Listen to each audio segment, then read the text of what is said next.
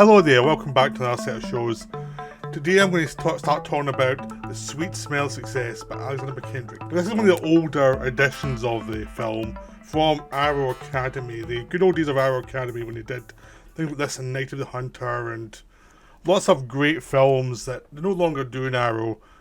Criterion's kind of taken that over, really, and you might get an odd Eureka, but a lot of the old Arrow Academy stuff's now put on to go on. And slowly been sold out and discontinued, so it's a bit of a shame. This is actually a very good disc with, you've got Philip Kemp talking about the film because you get a documentary, for an hour-long documentary, and Alexander McKendrick, who is the director. So even if you're looking for Sweet Smell of Success, if you can find this edition, it's still a very good edition. But I'm here to talk about the film. Now, after watching this film, and having known McKendrick's films in the past, like Lady Killers and Man in the White Suit, I'm definitely pondering doing a series on them. Like, maybe unofficial, might take a year to get through them all, but I'm definitely thinking of doing them because there is a lot of good stuff in his filmography. I mean, the only one that really hasn't got much good notices is his final film, which he did for the money, basically. So, but generally everything else, even the ones that are a bit flawed, they tend to be well received because he crafts his films properly. He knows how to make films. He knows how to avoid certain things. And as a director, he's very tough on himself, so it meant that he didn't make that many mistakes because he was actually very careful what he did. With the major exception is this film, Sweet Smell of Success, where he started with a finished script. There was a novella, but Clifford Odets was rewriting the dialogue as they were shooting. Normally, McKendrick had it all kind of planned out and sort of worked out with the actors beforehand, talked to the actors. They'd got the take and everything and they're ready to go, and he'd made drawings and he'd worked things out. And then he would work on the stage with the actors and find the final form. In this one, he was having to improvise a lot more than normal with Sweet Smell of Success. Now, Sweet Smell of Success came after McKendrick had left Britain because Ealing had shut down. Ealing was where he had been located since after the war. During the war, before the war, he was in advertising.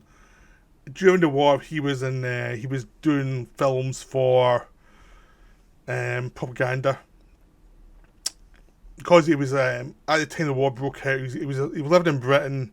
He had Scottish parentage, but he was born in America, so he wasn't allowed to fight. So, because he'd advertising background, he went into the propaganda machine, basically. So, and that's where he stayed for the war. So when the war finished, he was sick of doing advertising, so he went into, because he did a credit as a screenwriter in one film before the war started, which he said was a bloody awful film. He managed to wheelie that into working for Ealing and be part of the script writing department, even though he says he wasn't particularly good at words. He was more the visual side of it. So he went into Ealing, made Whiskey Galore, Man in the White Suit, Maggie, Mandy, The Lady Killers, just wall-to-wall great films. And then Ealing shut down. So he had to go and find work somewhere else. So he had to go to America. He'd been aware of going to America as probably the next option, but now he's kind of forced to go there. He couldn't really avoid going there anymore. So he was courted by America because he could see his films were good. Like there was something there. He'd done films that were successful and were well made. And it was like, okay, this guy knows what he's doing. But of course he went to America and he was messed about. They weren't so sure, but because he came from Alien, where you had a chance to really play around with the project and figure it out. And you could have other directors from Alien come in and help you, like Charles Crichton come in to help him on Whiskey Galore when there were some issues. And people could help each other. I would say, maybe we should do that. So it was much more collective filmmaking. So you had your own talent, but you had other talents with you as well that would help you if you were stuck. which is why Alien had a lot of films that did well, because they had a lot of people there who were very good.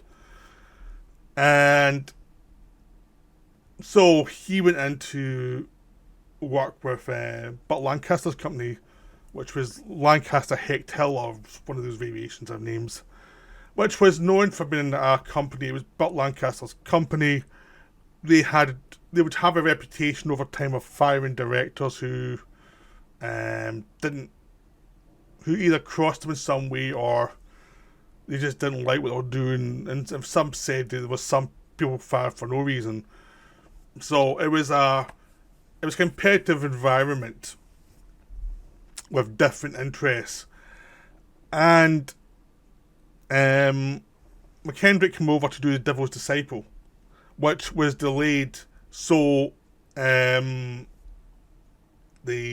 Devil's Disciple was delayed, so that they pushed him straight into Sweet Smell of Success, which is a film they'd liked the idea of. It was all about the men who worked in the gossip columns in New York, and the different columnists, and how they knew the press agents and how they had so much power. Because it was based on Ernest Lehman, who was a famous scriptwriter, his experiences in that field before he became a scriptwriter. Because he had tangled with lots of people and he had some problems with some people. So he'd written this piece about the world of that, where there was the top level gospel columnist, which was Walter Winchell, and then there was other smaller ones. And they always did a byline in the paper, and it was very important for the social fabric, really. And they were all very powerful and were highly paid. So Lehman had dealt with that, so he'd written, as a way out, he'd written a novella about it, and then he alienated some people, and then he moved over to Hollywood and started working as a scriptwriter. So Lancaster liked this project, so they decided to do it. Originally, Lehman thought he was going to direct it, but they said, no, you write the script, but that's all you do. We're not doing a first-time director thing with this one. We want someone who knows how to make a film. And then, at the last minute, they brought in Alexander McKendrick, who took the situation, and he had stars there, which was Burt Lancaster and Tony Curtis, two big stars, and he moulded them into what was needed for this film. Tony Curtis really wanted this part because he was fed up playing the kind of suave characters he'd been playing. Basically, in the 50s, Tony Curtis was a big star, but he was a cut price Cary Grant. Basically, you couldn't get Cary Grant in your project. Tony Curtis was one of those actors who would probably end up with it. And Cary Grant had periods where he was making a lot of film and there were periods where he wasn't. So Curtis had come up slowly in this era, and he'd been in some ridiculous films, but also he was one of those talents who, he did have talent. He was just like he's in the studio system, but he was doing a lot of stuff that he thought was trashy. And I talked later recently about some of the films in the 60s where you could see he was pretty bored because he's played the same Tony Curtis type and it wasn't particularly interesting to him. So he would do stuff like Sweet Smell Success, or, Some Like It Hot, where he's in drag, where he'd trying to challenge himself. Well, he'd also do stuff like The Vikings and things like that, or Operation Petticoat, with Cary Grant, where he would, be Tony Curtis. But this was his big chance, and he grabbed onto it like a starving dog, because, even though Burt Lancaster is the main star and the producer of the film, it's Tony Curtis' film. It's all about his character. The Burt Lancaster character appears, but he's the villain of the piece. And he's very soft-spoken, but it's all about his power in very subtle ways, and how he basically will manipulate Tony Curtis. And Tony Curtis, his character, is totally into it. He knows he's been manipulated, but he wants the prize, and he keeps on thinking there's always a way to get back into good graces of Hunsucker. who is the character Lancaster plays. So no matter how things go wrong, he's always working away, beavering away to get to the top spot. So he's the ultimate in needy gratification of his base impulse is he needs to get to the top. And this is a bit the kind of slippery slope and how that can absolutely destroy you. And by the time the film starts, Tony Curtis has been doing this for years. He has completely bottomed out in regards to morality.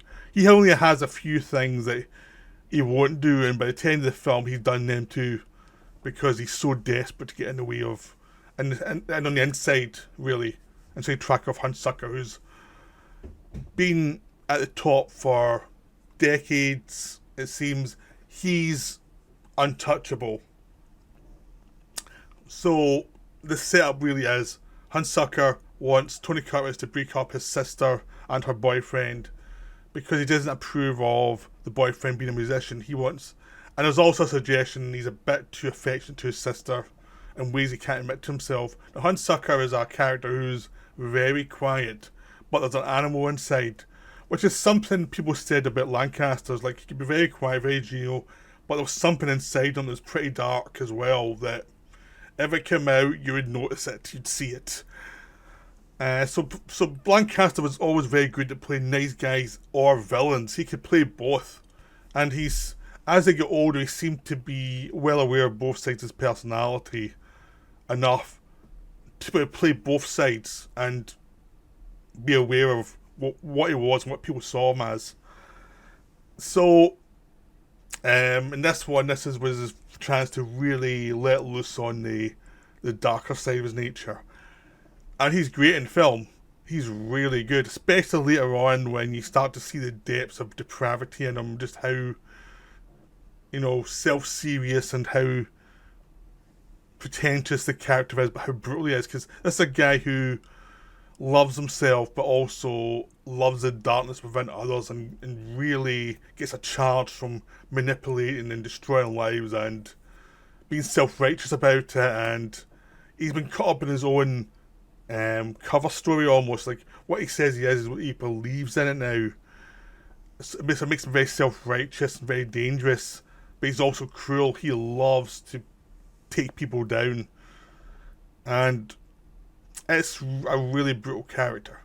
And Tony Curtis is a character he knows he can manipulate and make him heart farewell so he can do what he wants him to do. And everyone else knows that too. Everyone knows that Tony Curtis' character, Sidney, is the lackey of Hunsucker. So it's a great dynamic. And because in the film Ernest Lehman fell ill, so he couldn't finish the script, they brought in Clifford Odets to do the script. And he was apparently on some different sets of medication, to put it nicely. And he was working himself to the bone, writing and rewriting this script, because I think he could see there was something there that he could really let loose on. And everybody seemed to see that. Now, even though the film was getting written as it was made, and Odets was continually... there was reports of him in the back of a truck writing scenes or rewriting scenes and just getting it just right.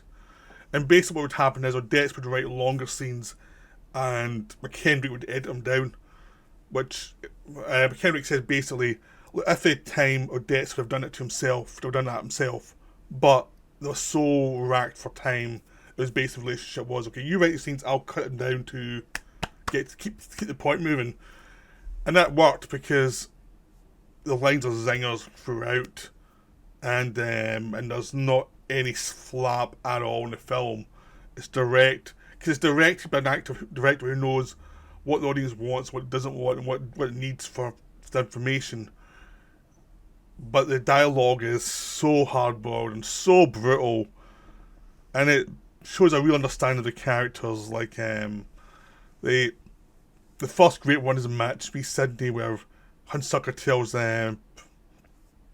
Sidney to let him a match for a cigarette just to show him who's boss, and then Sidney says later, and it's like, and you keep on getting that stuff, and it's like, come here Sidney, I want to chastise you, that's a cop sent to Tony Curtis, there's non-stop dialogue. The cat's in the bag and the bag is in the river. When we're talking about a plan that's gone properly right. And it's just a non-stop cynicism and nastiness, and it's a language of people who know they're in hell and are enjoying it and they're having some fun with it, and they're letting other people know they know who they are and what they are, so don't mess with me. You know, there's that element to it. It's like a danger warning, like, this person's toxic, but you do not want to get near them. You just don't. And it's great because you can see Hunsucker switch from that kind of dialogue to the more self-righteous, formal dialogue sometimes with people. And the real him is the one with the most swinging dialogue, but his public figure is much more formalised. And you can see the switch in dialogue with him all the time, which makes him more dangerous because he's got because essentially Tony Curtis has a bit of that, but he's not the master at it yet, and Hunsucker is. And it's just, this dialogue is amazing. There's also the way it's shot now. Because he didn't have much time, what McKendrick says was what he did was he would walk around New York and take lots of photos. And it's not just to see what he thought he saw in the locations. It was like, what can I actually shoot? Like, what connects up with what lens, so that I know that I can imagine a shot with these two big landscapes together. But how do I get it? And it is interesting. And it was a case of just shooting all these photographs and be all around his office, and he'd figure out from there what was practical to shoot and what locations were promising, but they had some impediments to them, so they threw them out. And he would tear it down to what was actually visually arresting, and would create an image for the film. Now, this is something other directors have done since then. Brian De Palma takes photographs everywhere as well, because he says basically what your eye sees and what the camera sees are two different things, and if you're a director, you have to know that. So it's a philosophy of directors who have a really keen visual sense, and they know that what you see is not what you're going to get in the final film. But McKendrick also really had that flair for dialogue, even though he admitted he was not the greatest dialogue writer. He did collaborate with people on the dialogue of his films. He understood the musicality of dialogue. He understood good dialogue and bad dialogue. And he understood how to bring his actors in and let them kind of elevate the dialogue and adjust things to make it work. And so he was a really good collaborator and understood the importance of other people in his films. So he understood the neediness of turning Tony Curtis and let it loose. He understood the need to prepare with terrific dialogue and let Clifford Odets really write Curtis's great part.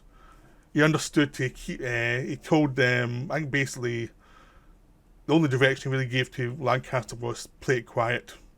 Just quiet. That's it. You don't. He smeared some Vaseline in the lenses, his glasses, so that Lancaster couldn't focus. So his eyes, you never quite got an idea of what was on in his eyes, and that kind of gave him a feeling when you're watching the film. It's something. It was a visual trick, but it created this emotional feeling that was there, that this threat that was there without actually overstating it, which McKendrick was really good at, suggesting threat without going way over the top with it. And the film just has this sort of sense of creeping doom.